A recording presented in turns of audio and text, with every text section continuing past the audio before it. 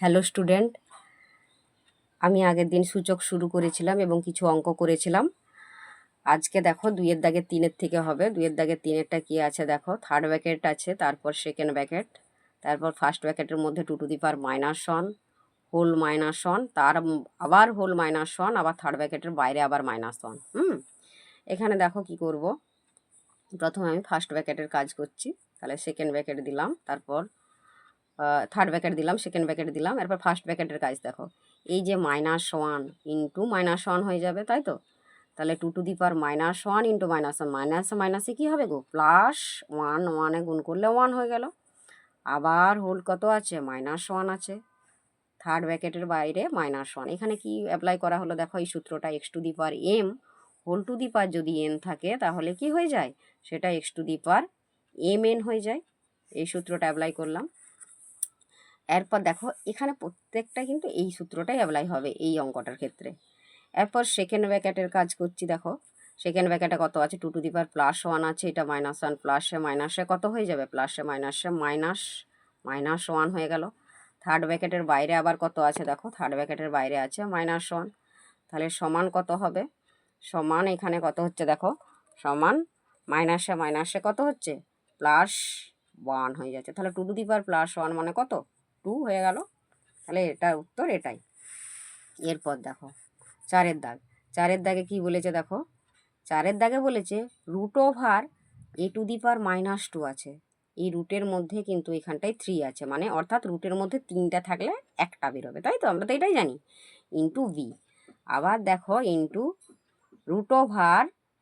b to the পাওয়ার -2 আছে, এই রুটের এই মুখটার মধ্যে আছে 3, ইন্টু সি, গুণিত আবার রুটের মধ্যে কি আছে, সি টু দি পাওয়ার -2 আছে, এই হামুকটায় কি আছে, 3 আছে, ইন্টু এ আছে।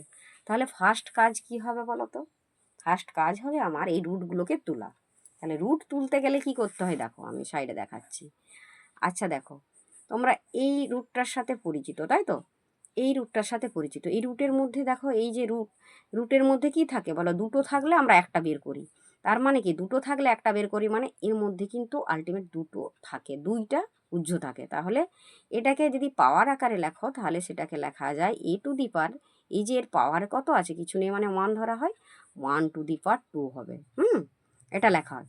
ঠিক একই রকম এইটার মতনই দেখো, এখানে আমি রুটটা তুলছি। রুটটা তুললে কি হবে দেখো, রুটটা তুললে হবে a টু দি পাওয়ার, দেখো এর পাওয়ারে কিন্তু -2টা অলরেডি আছে, তাহলে কি লিখতে পারবো আমি, a টু দি পাওয়ার -2/3 হয়ে যাবে।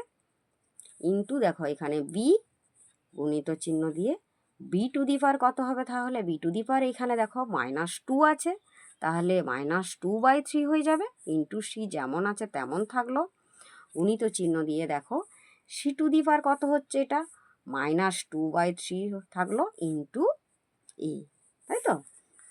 এরপর দেখো এই যে গুণ আকারে আছে, আমি এগুলোকে কাছাকাছি লিখছি। হ্যাঁ, a টু দি পাওয়ার এটা -2/3 আছে, এখানে ইন্টু এ, কাছাকাছি লিখলাম।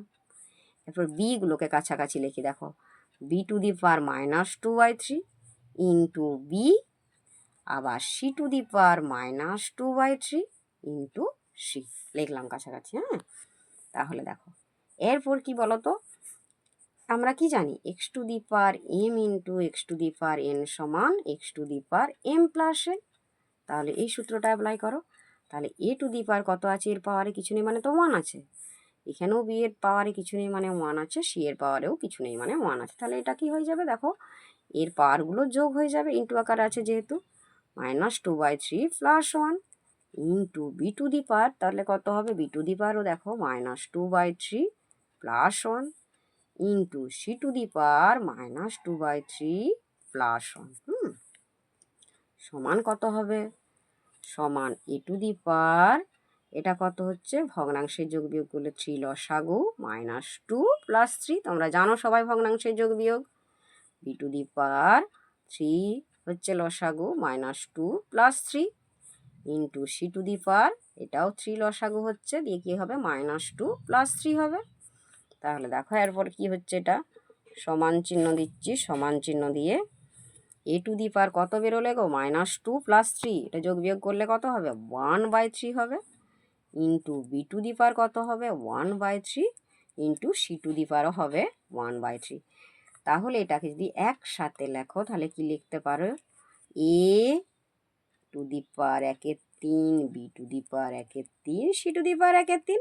এটাকে দেখো কিভাবে লেখা যেতে পারে। এটাকে যদি আমি লিখি এ বি সি, তিনটারই পাওয়ারে তো 1/3 আছে, তাহলে এটা হয়ে গেল এটা 1/3। এটাকে আবার রুটের মধ্যে যদি তুমি লিখতে চাও এখানেও শেষ করে দিতে পারো, কিংবা এটাকে রুটের মধ্যে যদি লিখতে চাও তাহলে তুমি লিখতে পারো যে রুটের মধ্যে হচ্ছে, দেখো রুটের মধ্যেও লেখা যেতে পারে সমান চিহ্ন দিয়ে, এই 3টা কি হয়ে যায় রুটের এইখানে চলে আসে, এ বি সি, এটা তাই তো। ঠিক আছে, আজকে এই দুটো অঙ্ক নিয়ে আলোচনা করলাম। পরের দিন আবার আমি নতুন অঙ্ক নিয়ে আসবো।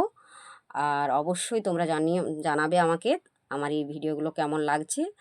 আর ভালো লাগলে অবশ্যই একটা লাইক করবে, কমেন্ট করবে এবং আমার চ্যানেলটাকে সাবস্ক্রাইব করে দেবে। ধন্যবাদ।